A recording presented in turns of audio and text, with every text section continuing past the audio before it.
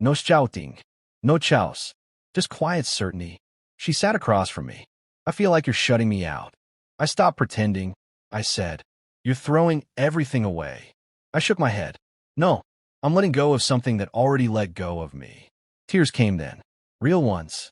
I made mistakes, she whispered. Mistakes are accidents, I said. What you did required planning. That broke her, because she finally saw me clearly, not as someone she could manage, but someone who had stepped out of the story entirely. Suitcase came down, door closed, and the house felt lighter. Divorce wasn't dramatic. Paperwork, logistics, quiet separation. She tried reconnecting once. Nostalgia, memories, but boundaries don't need arguments. They just exist. And what surprised me most wasn't losing the marriage. It was finding myself again. I slept better, laughed easier, didn't walk on eggshells in my own home. One evening, my neighbor Rachel brought over a casserole. We talked, just talked. No tensión, no hidden agendas. And conversation felt effortless again. And I realized the 5 sentences Linda dropped that week, they weren't the end. They were the reveal that here's the truth. The most powerful moment wasn't catching her cheating or signing divorce papers. It was the moment she realized she'd lost control of the narrative. When she expected begging and got acceptance. When she expected rage and got calm. When she thought she was leaving first and realized emotionally I'd already gone. That silence? That was justice, not revenge. Freedom. Marriages rarely die from one betrayal. They die from repeated disrespect. From emotional absence, from quiet replacement. And here's what I learned. When respect disappears, love eventually follows. When someone shows you who they are consistently, believe them. And when you stop reacting, you start seeing clearly. Some endings feel like loss. Others feel like waking up. Mine was the second. I didn't realize my marriage was already over the moment I smiled back at my wife that Monday morning. Not when we fought. Not when I suspected cheating. Not even when the divorce papers came. It ended when she looked at me like I was already a stranger in my own house. And instead of panicking, I felt calm. And when your spouse expects you to beg, but you don't, that's when the real story begins. If you've ever felt disrespected, replaced, or quietly pushed out of your own relationship, hit like, subscribe, and stay with me. Because this is one of those marriage stories where the truth doesn't explode. It unfolds slowly, quietly, and then all at once. And by the end, tell me in the comments, is silence stronger than shouting? Now let me tell you how 7 years of marriage ended without a single screaming match. My name is Michael.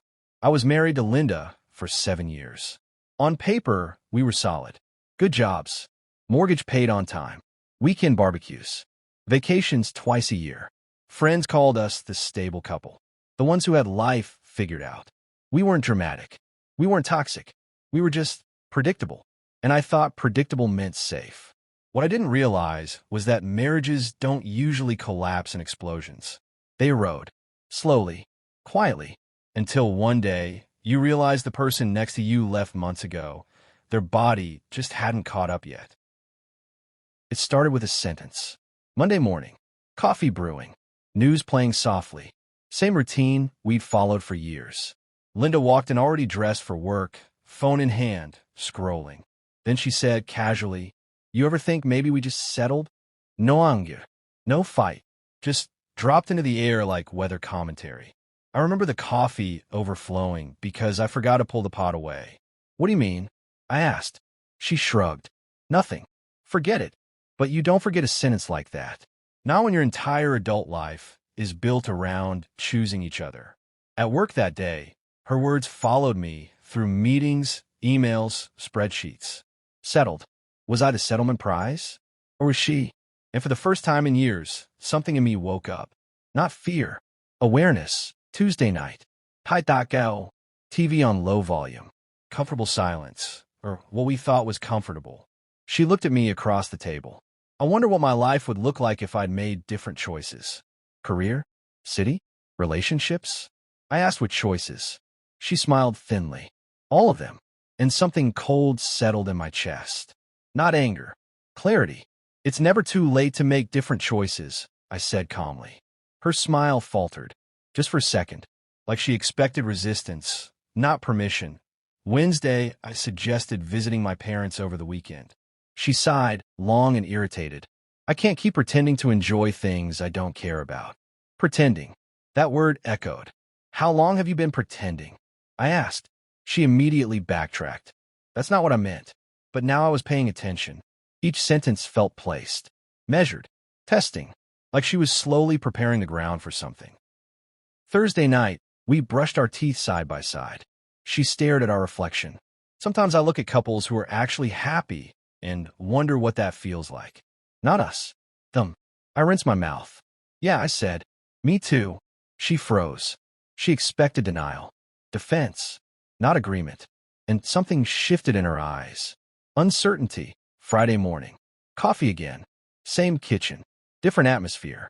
I think we both know this isn't working anymore, she said. Like she'd rehearsed it. I set my mug down and smiled. You're right, I said. It isn't. I kissed her forehead and walked to my office. Behind me, confusion, not relief, because she didn't want agreement. She wanted to struggle.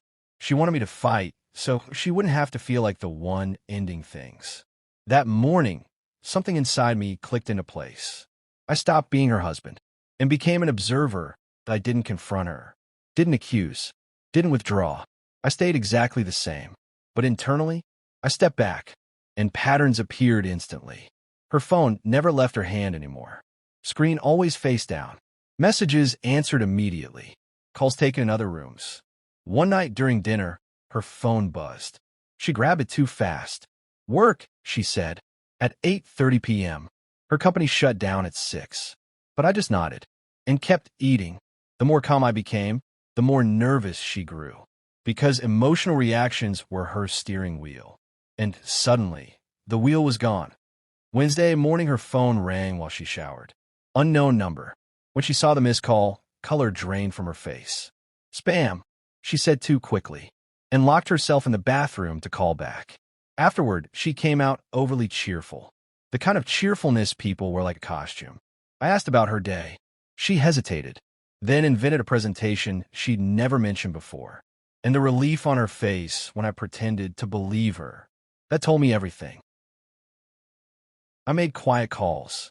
No drama, just conversations. Her sister mentioned Linda had been asking about divorce hypothetically for months. A friend saw her repeatedly having lunch with a guy from her gym. My brother said Linda asked about my travel schedule recently. Pieces. Nothing explosive. Just enough. Then came Tuesday. My work trip got canceled. I drove home early without telling her. A silver sedan sat across from our house. Engine still warm. I entered quietly. The house wasn't empty. It was quiet in the way people are quiet when they're trying not to be heard. Halfway upstairs, I heard her laugh. A private laugh, one I hadn't heard in months. And another voice. Male. Comfortable. Familiar. No guilt. No fear. Just normal. And in that moment, suspicion ended. Certainty began. I didn't storm in, didn't record, didn't yell. I walked downstairs, sat in my office, and waited. An hour later, footsteps. Front door opening. A car leaving. 20 minutes later, Linda came downstairs, freshly dressed. You're home early, she said. Trip got canceled. Her eyes searched my face. Been here long. Just got in. Relief flooded her. And that was the moment I emotionally left the marriage. Not from anger, from understanding. After that, I became calmer, kinder even, detached. And it scared her, because now she didn't know what I knew, or when the truth would surface. She suggested counseling, said she loved me, asked why I was distant, and I realized something shocking. I felt nothing. No jealousy. No rai. Just finish point one morning, she snapped. You're acting strange. Too calm. Maybe I stopped lying to myself, I replied. Later she admitted. I feel like I'm losing you. I looked at her. You didn't lose me. You let go. Her face fell. Fear replaced confidence. And for the first time, she wasn't leading the story. She was reacting to it.